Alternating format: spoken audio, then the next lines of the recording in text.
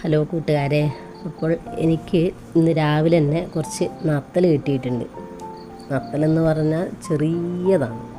രാവിലെ തന്നെ പണിയായി, അതുകൊണ്ട് ഇപ്പോൾ അതെല്ലാം കഴുകി വൃത്തിയാക്കി വെച്ചിട്ടുണ്ട്. അപ്പം നമുക്കത് മുളകിട്ട് വെക്കുന്നത് എങ്ങനെയാണെന്ന് നോക്കാം. ഞാൻ ആദ്യം തന്നെ ചട്ടി വെച്ച് അതിൽ കുറച്ച് എണ്ണ ഒഴിച്ച്, വെളിച്ചെണ്ണയാണ് ഒഴിച്ചത്. അതിൽ കുറച്ച് ചെറിയ ഉള്ളി ഇട്ട് അതൊന്ന് ചൂടായി വരുമ്പോഴത്തേക്കും വെളുത്തുള്ളി ഇട്ടു. അതും അതിന് കുറച്ച് ഇഞ്ചിയും കൂടെ ചേർത്തു. അപ്പോൾ ഇഞ്ചി കുറച്ചിട്ടാൽ മതി കേട്ടോ, ഒരുപാട് ചേർക്കണമെന്നില്ല. ഇഞ്ചീൻ്റെ ആ ഒരു ടേസ്റ്റ് മുന്നിട്ട് നിൽക്കണ്ട.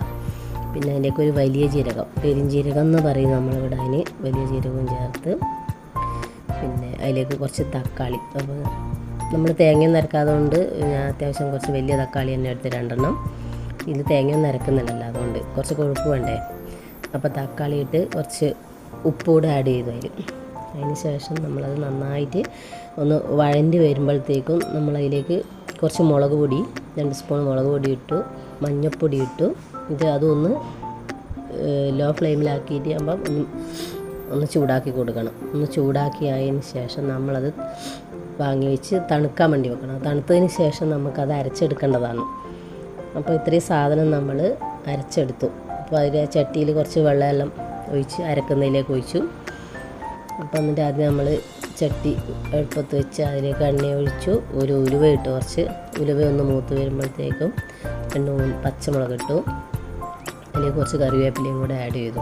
ഇത് മൂന്ന് മൂത്തതിന് ശേഷം നമ്മൾ അരച്ച് വെച്ച അരപ്പില്ലേ, ആ അരപ്പ് അതിലേക്ക് ഒഴിക്കണം. ആ അരപ്പ് ജാറും ഒന്ന് കഴുകി അതിൻ്റെ വെള്ളവും കൂടെ ആഡ് ചെയ്യുക. എന്നുവെച്ചാൽ ആ അരപ്പ് നമുക്കിപ്പോൾ അത്ര പോലെ ആവശ്യത്തിന് ചാറ് വേണമെന്ന് വെച്ചാൽ അതിനനുസരിച്ചാക്കി അതൊന്ന് കുറച്ച് വറ്റി വരുമ്പോൾ ഉപ്പ് കുറവാണോ, എൻ്റെ ഇതിന് കുറച്ച് ഉപ്പ് കുറവാണ്, അതുകൊണ്ട് ഞാൻ കുറച്ച് ഉപ്പ് ചേർത്തിട്ടുണ്ട്. അതുപോലെ വാളംപുളി പിഴിഞ്ഞൊഴിച്ചു.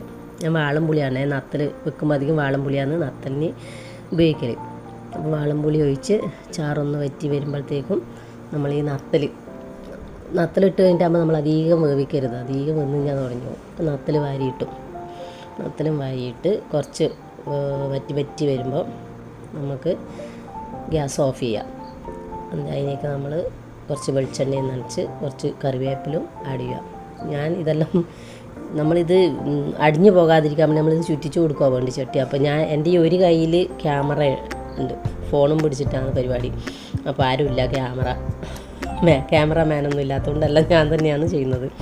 അപ്പോൾ അതുകൊണ്ട് ഞാൻ മെല്ലെ സ്പൂൺ ഇട്ടിട്ട് ഇങ്ങനെ ഇളക്കി വെക്കുകയായിരുന്നു. അപ്പോൾ അങ്ങനെ നമ്മളെ കറി ആയിട്ടുണ്ട്. അപ്പം സെർവ് ചെയ്യുക. അത് കഴിഞ്ഞ് എൻ്റെ ചെറിയ വീഡിയോ ഇഷ്ടമായാൽ ലൈക്ക് ചെയ്യുക, ഷെയർ ചെയ്യുക, സബ്സ്ക്രൈബ് ചെയ്യുക. അടുത്ത വീഡിയോ ആയി കാണാം.